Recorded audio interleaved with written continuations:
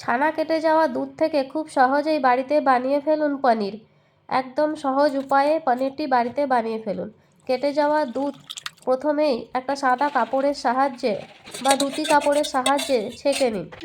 ভালো করে ছেঁকে ছানাটাকে জল দিয়ে খুব সুন্দরভাবে 2-3 বার করে ধুয়ে নিতে হবে।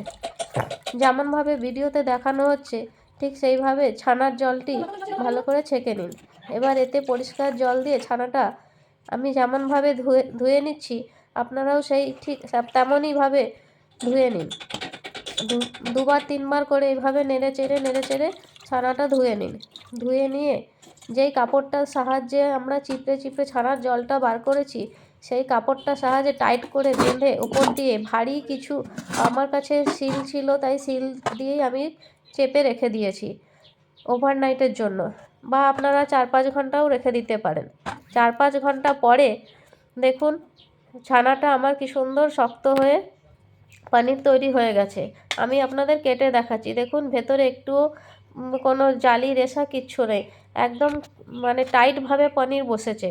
আমার এই ভিডিওটি ভালো লাগলে লাইক, শেয়ার ও সাবস্ক্রাইব করবেন। Thank you.